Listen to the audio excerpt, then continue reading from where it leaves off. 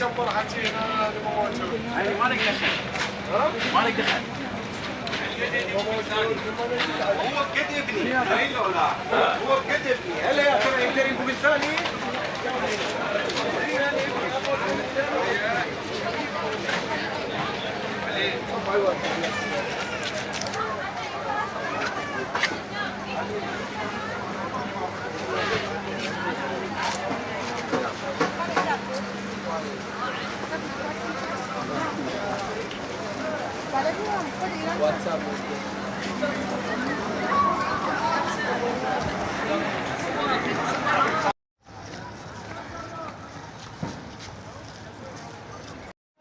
लोग यहाँ पे मन्नतें मांग के जाते हैं और बकरा पैसा ला के देते हैं।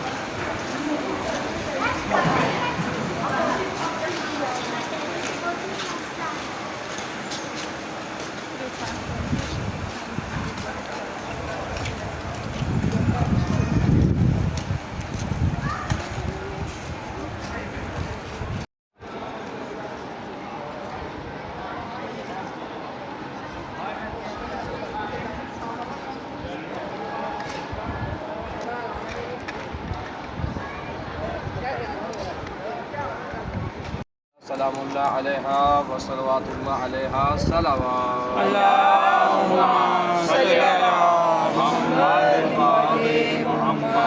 अज़मत जनाब सैयदा आफ़रीदी सैयदा उम्मुल बनीन सलामुल्लाह अलैहा व सलवातुल्लाह अलैहा सलावत।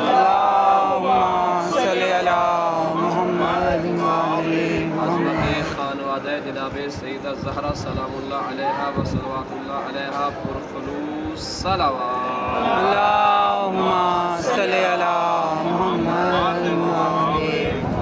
अपने गुनाहों की मग़फ़िरत व बख्शिश, वालिदैन के गुनाहों की मग़फ़िरत व बख्शिश के लिए पुरखुलूस सलावत।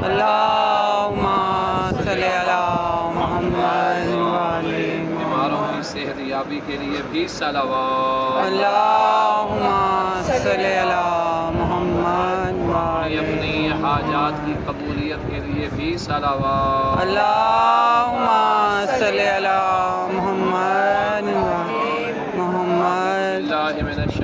बिस्मिल्लाहिर्रहमानिर्रहीम बिस्मिल्लाहिर्रहमानिर्रहीम अल्हम्दुलिल्लाहि रब्बिल आलमीन व सल्लल्लाहु अला मुहम्मद व आलि मुहम्मद सल्लल्लाहु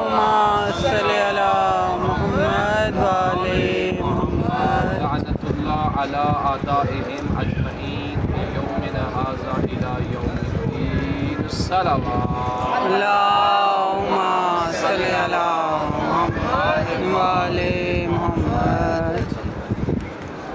हम इस बारगाह में मौजूद हैं, बारगाह जनाब सैयद। इस शहर का नाम बलद है और बलद शहर जो है ये तारीख़ी शहरों में से एक शहर।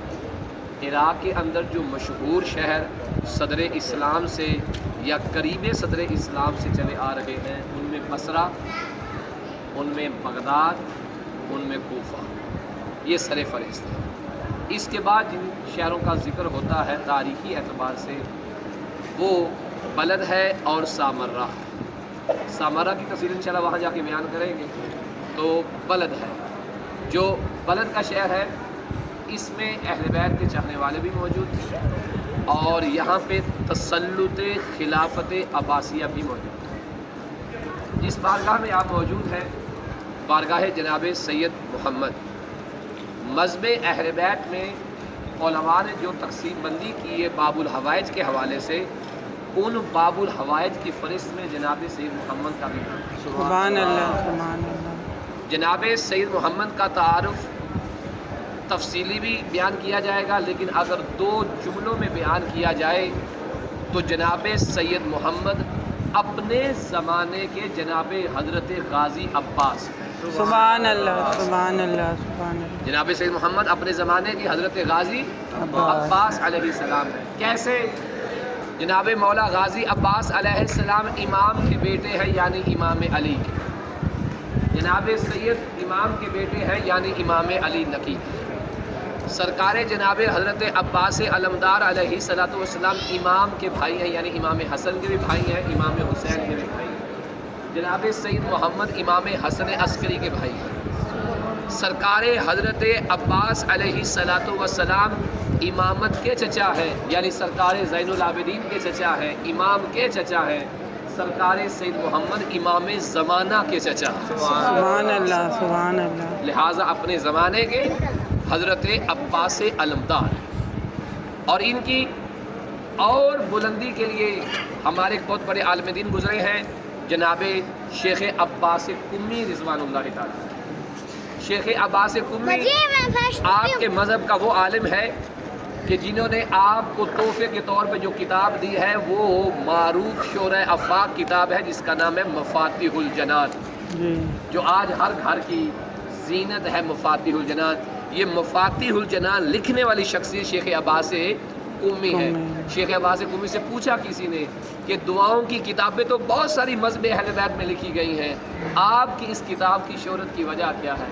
انہوں نے کہا میں نے یہ کتاب لکھ کر اس کا انتساب جناب سیدہ زہرا کو کیا تھا، تو وجہ شہرت جناب سیدہ زہرا سلام اللہ علیہا۔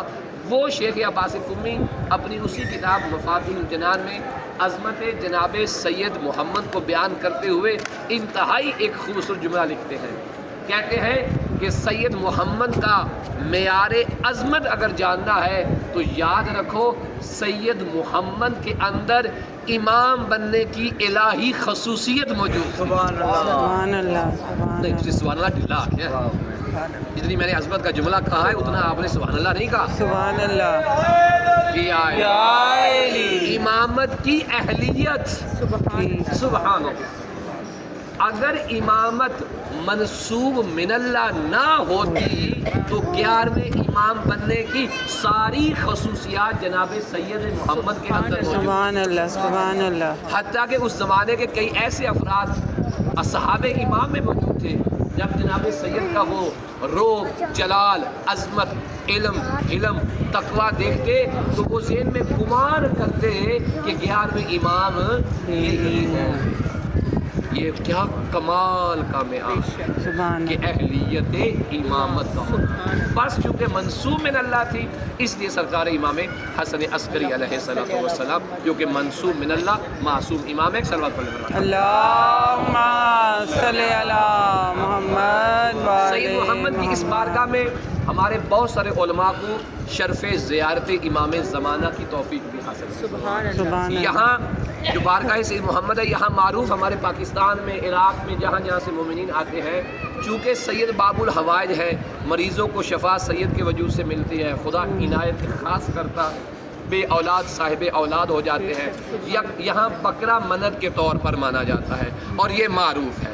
لیکن میں وہ منت کا بکرا ماننے سے پہلے اگر آپ مجھے اجازت دیں تو میں منت کا شرعی حکم نہ بیان کر دوں کہ اہل بیت نے منت ماننے کا اصل طریقہ کیا بیان کیا۔ بے شک۔ اگر وہ ہمیں پتہ چل جائے تو ہم بہت ساری پریشانیوں سے بچ سکتے ہیں۔ ایک سلوات پڑھ لیں محمد۔ اللہم صلی علی محمد و ہو آل سکتا ہے میرا آدھا جملہ سنے تو آپ مجھے وہابی کہہ دیں، لیکن پورا سن کے وہابی کہیے گا، آدھا سن کے وہابی کہیں گے تو پھر مشکل ہو جائے گی، ٹھیک ہے؟ ہمارے مذہب اہل بیت کے اندر غیر خدا کی بارگاہ میں نظر اور منت ماننا جائز نہیں ہے، یہ بالکل واضح ہو جائے گی۔ مثلا میں نے کہا اللہ مجھے بھائی توجہ کیجیے گا، اللہ مجھے بیٹا دے، میں سید محمد کی بارگاہ میں آ کر بکرا قربان کروں گا۔ میں الفاظ پھر دہرا رہا ہوں، اللہ مجھے بیٹا دے، میں سید محمد کی بارگاہ میں آ کر بکرا ذبح کروں گا۔ اب اللہ نے مجھے بیٹا دے دیا، میں خود آ کر ذبح کروں گا۔ اگر آپ نے مانتے وقت میرے الفاظ پہ غور کیا ہے تو میں کیا کہہ رہا ہوں؟ اللہ مجھے بیٹا دے اور میں سید محمد کی بارگاہ میں آ کر میں سید محمد، یہ میں بتا رہا ہے، اگر منت پوری ہوئی تو میں کو آنا پڑے گا۔ بات واضح؟ ایک طریقہ مدد کا یہ ہے اللہ مجھے بیٹا دے، میں سید محمد کی بارگاہ میں بکرا کرواؤں گا، یہ دوسرا طریقہ، میں بکرا کرواؤں گا۔ اس میں میں اپنے وجود کی شرط نہیں، میں کسی کے ہاتھ بھی پیسے بھیج کر بکرا ذبح سید محمد کی بارگاہ میں کر سکتا ہوں۔ تیسری طریقہ منت کیا ہے؟ ہم یہ کریں مثلا اللہ مجھے بیٹا دے تو میں انشاءاللہ تعالی جناب سید محمد کے نام کا بکرا کروں گا، جناب سید محمد کے نام کا بکرا۔ اس میں نے یہ نہیں کہا کہ یہاں کروں گا، جب میں نے کہا نا بکرا کروں گا تو اس کا مطلب ہے میں ان کے نام پہ یہ نیاز کہیں بھی لے سکتا ہوں، لیکن اگر کہا نا کہ یہاں کروں گا تو پھر یہاں کرنا ہوگا، اگر کہا یہاں کرواؤں گا تو پھر یہاں کروانا ہوگا، اور اگر میں نے کہا کہ میں ان کے نام پہ دوں گا تو پھر کوئی قید نہیں ہے اب یہاں کریں اب وہاں کریں آپ پاکستان میں کریں۔ لیکن منت مانتے وقت اس چیز کا خیال رکھنا ضروری ہے۔ ایک اسی کے اندر ایک اور جملہ سن لیں، جب آپ نے کہا اللہ مجھے اس سال بیٹا دے دے، بھائی توجہ، اللہ مجھے اس سال بیٹا دے دے، میں اس سال یا اگلے 40 تک اللہ نے اگر امید لگا دی تو اگلے 40 پہ میں آ کر بکرا ذبح کروں گا۔ جناب والا اگلے 40 پہ بھی آنا ہے اور ساتھ بکرا بھی خود ذبح کرنا ہے۔ اور اگر آپ نے کہا جی ویزا نہیں لگا، یہ ہو گیا وہ ہو گیا، بہانہ تراشی جو بھی عذر دکھائی، جب تک اگلا 40 نہیں آئے گا نامہ اعمال میں گناہ لکھا جائے، نامہ اعمال میں گناہ لکھا جائے۔